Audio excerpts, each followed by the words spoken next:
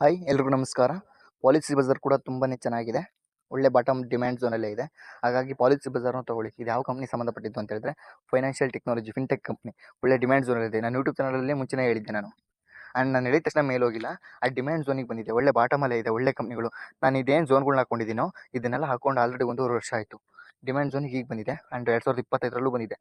And ನಾನು ಯಾವುದೇ ರೀತಿಯ ಟೆಕ್ನಿಕಲ್ ಪಾಯಿಂಟ್ಸ್‌ಗಳ್ನ ಜಾಸ್ತಿ ನಂಬೋಕೆ ಹೋಗಲ್ಲ. ಯಾವುದೇ ರೀತಿ ಇಂಡಿಕೇಟರ್‌ಗಳ್ನ ನಂಬೋಕೆ ಹೋಗಲ್ಲ. ಆ್ಯಂಡ್ ನಾನು ಟೆಕ್ನಿಕಲ್ ಪಾಯಿಂಟ್ ಯೂಸ್ ಮಾಡಿಕೊಂಡ್ರು ಕೂಡ ಮಂತ್ಲಿ ಕ್ಯಾಂಡಲಲ್ಲಿ ನಾನು ಯೂಸ್ ಮಾಡ್ಕೊಳ್ಳೋದು.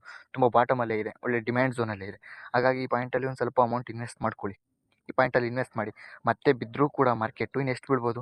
ನೆಕ್ಸ್ಟ್ ಡಿಮ್ಯಾಂಡ್ ಝೋನ್ ಇಲ್ಲೇ. ಇದರಲ್ಲೇ ಕನ್ಸಾಲಿಡೇಷನ್ ಆಗುತ್ತೆ. ಅದ್ರ ನೆಕ್ಸ್ಟ್ ಬಿದ್ದರೆ ಇಲ್ಲಿಗೆ 20-25% ಬೀಳೋ ಚಾನ್ಸಸ್ ಇದೆ. ನೆಕ್ಸ್ಟ್ ಡಿಮ್ಯಾಂಡ್ ಝೋನ್ ಇಲ್ಲಿರೋದು.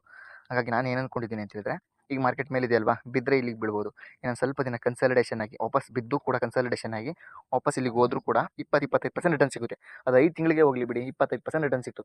ನಿಮಗೆ ವರ್ಷಕ್ಕೆ ಎಷ್ಟು ಬೇಕಾಗಿರೋದು? 20-25% ಸಿಕ್ಕಿದ್ರೆ ಸಾಕು. ಒಳ್ಳೆ ಬಿಸ್ನೆಸ್ ಮ್ಯಾನ್ ಥರ ಥಿಂಕ್ ಮಾಡ್ತೀನಿ ಅಂತ ಹೇಳಿದ್ರೆ ನೀವು ವರ್ಷಕ್ಕೆ 25-30% ಸಿಕ್ಕಿದ್ರೆ ಬೆಸ್ಟ್ ರಿಟರ್ನು. ಓಕೆನಾ? ಒಳ್ಳೆ ಡಿಮ್ಯಾಂಡ್ ಝೋನಲ್ಲೇ ಇದೆ. ತೊಗೊಳ್ಳಿ. ಆ್ಯಂಡ್ ಎಲ್ಲ ದುಡ್ಡನ್ನು ಕೂಡ ಒಂದೇ ಸಲ ಇನ್ವೆಸ್ಟ್ ಮಾಡೋಕ್ಕೆ ಹೋಗಬೇಡಿ. ಈಗೇನು ಮಾರ್ಕೆಟ್ ಈಗ ಒಂದು ಸ್ವಲ್ಪ ಮೇಲೆ ಹೋಗಿದೆ ಅಲ್ವಾ? ಈಗ ಒಂದು 30% ಇನ್ವೆಸ್ಟ್ ಮಾಡಿ. ಮಾರ್ಕೆಟ್ ಇನ್ನೊಂದು ಸ್ವಲ್ಪ ಬಿತ್ತು ಅಂದರೆ ಇನ್ನೊಂದು 20% ಇನ್ವೆಸ್ಟ್ ಮಾಡಿ. ಸರಿನಾ? ಒಳ್ಳೆ ಡಿಮ್ಯಾಂಡ್ ಝೋನಲ್ಲೇ ಇದೆ. ಒಳ್ಳೆ bottom stock. Policy Bazaar, financial technology ಈ ಸೆಕ್ಟರಲ್ಲಿ ನಾನು ತೊಗೊಂಡಿರೋದು ಒಂದೇ ಸ್ಟಾಕು. ತುಂಬಾ ಚೆನ್ನಾಗಿದೆ. ಒಳ್ಳೆ ಕಂಪ್ನಿ.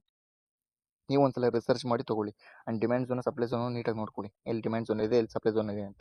ತುಂಬ ಸ್ಟ್ರಾಂಗಾಗಿ ಹಾಕ್ಕೊಂಡಿರೋದು. ಆ್ಯಂಡ್ ನಾನು ಡೈಲಿ ಹಾಕ್ಕೊಂಡಿಲ್ಲ, ವೀಕ್ಲಿ ಹಾಕ್ಕೊಂಡಿಲ್ಲ, ಮಂತ್ಲಿಯಲ್ಲೇ ಹಾಕ್ಕೊಂಡಿರೋದು. ತುಂಬ ಚೆನ್ನಾಗಿದೆ. ಒಳ್ಳೆ ಕಂಪ್ನಿ. ನಿಮಗೆ ಬೇರೆ ಸ್ಟಾಕ್ಸ್ಗಳಲ್ಲಿ ಇದೇ ರೀತಿ ಬೇಕು ಅಂತ ಹೇಳಿದ್ರೆ ಕಮೆಂಟಲ್ಲಿ ತಿಳಿಸಿ, ನಾನು ಹಾಕ್ತೀನಿ ಸ್ಟಾಕ್ಸ್ಗಳನ್ನ.